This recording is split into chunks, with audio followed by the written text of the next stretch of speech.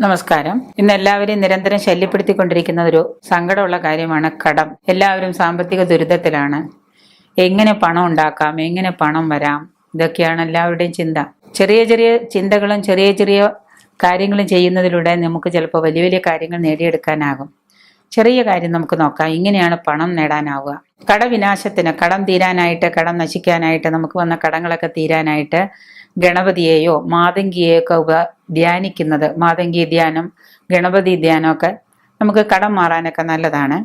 ഒപ്പം തന്നെ സേവനം, മറ്റുള്ളവർക്ക് ചാരിറ്റബിളായിട്ട് എന്തെങ്കിലും സേവനം ചെയ്യുക, ഔഷധങ്ങൾ കൊടുക്കുക, തുണി, ആഹാരം, അന്നദാനം, ഇവയൊക്കെ ചെയ്താൽ ധനാനുഭവങ്ങൾ നമുക്ക് കിട്ടാനുള്ള പണത്തിൻ്റെ സോഴ്സൊക്കെ ഉണ്ടെങ്കിൽ അതൊക്കെ നമ്മളിലേക്ക് വരുമെന്നാണ് നമ്മുടെ പഴമക്കാർ പറഞ്ഞിട്ടുള്ളത്. അതായത് ധനം, സേവനം, ഔഷധങ്ങൾ, നമ്മുടെ ഉള്ളതിൽ നിന്നൊരു ഓഹരി ധനം, ഒരംശമെങ്കിലും നമ്മൾ ഭഗവാനിലേക്ക് അർപ്പിക്കുകയോ അല്ലെങ്കിൽ പാവങ്ങൾക്ക് സേവനമായിട്ടോ ഔഷധമായിട്ടോ തുണിയായിട്ടോ കിടപ്പാടമായിട്ടോ അല്ലെങ്കിൽ ഭക്ഷണമായിട്ടോ, അന്നദാനം മഹത്തായ ദാനമാണ്, ഇങ്ങനെയൊക്കെ കൊടുത്താൽ നമുക്ക് ധനാനുഭവങ്ങൾ കൂടിക്കൊണ്ടിരിക്കും. ധാരാളം പണമുള്ളവർ ഇതിൽ നിന്ന് ഒരു അംശം എടുത്തിട്ട് ഇതുപോലെയുള്ള പാവപ്പെട്ടവർക്ക് ഭക്ഷണമായിട്ടും കിടപ്പാടമായിട്ടും വസ്ത്രമായിട്ടൊക്കെ കൊടുക്കുക.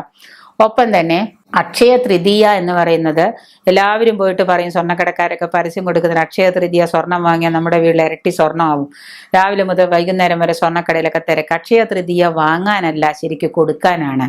നമുക്ക് എല്ലാവർക്കും ഒരു ധാരണയുണ്ട്, അക്ഷയ തൃതീയയ്ക്ക് നമ്മൾ വാങ്ങിക്കഴിഞ്ഞാൽ നമ്മുടെ വീട്ടിൽ ധനം വർദ്ധിക്കും, അടുത്ത വർഷം.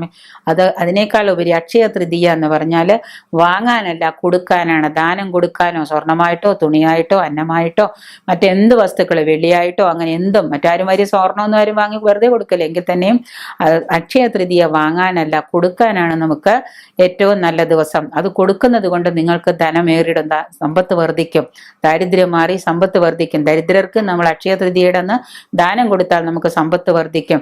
അത് ശരിക്കും പറഞ്ഞാൽ ദരിദ്രർക്ക് നമ്മൾ നമ്മുടെ സമ്പത്തിലെ ഒരു പങ്ക് നമ്മൾ കൊടുത്താൽ ഉള്ളതിന്റെ 10 മടങ്ങ് അന്നത്തെ ദിവസം കൊടുത്താൽ വർദ്ധിക്കും എന്നാണ് പറയുന്നത്.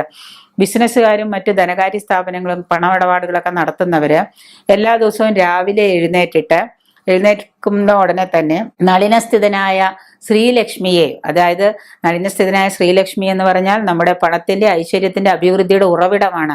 ആ ശ്രീലക്ഷ്മിയെ നമ്മൾ എല്ലാ പണമിടപാടുകൾക്കും മുൻപ് രാവിലെ തന്നെ നമ്മൾ അനുസ്മരിച്ചുകൊണ്ട് ആ ഓർമ്മ, അത് ശ്രീലക്ഷ്മിയെ നമ്മുടെ ഉള്ളം കയ്യിൽ എടുക്കുന്നത് പോലെ ഓർത്തുകൊണ്ട് സ്മരിച്ചുകൊണ്ട് ശ്രീ ഇട്ടിട്ട് കെട്ടുവള്ളിയിട്ട് അനുസ്വാരമിടുക, പൂജയിടുക. ശ്രീം എന്ന് നിങ്ങൾ 108 തവണ എഴുതുകയോ ജപിക്കുകയോ ചെയ്യുന്നത് നിങ്ങളുടെ ധനവർദ്ധനവിന് വളരെ നല്ലതാണ്.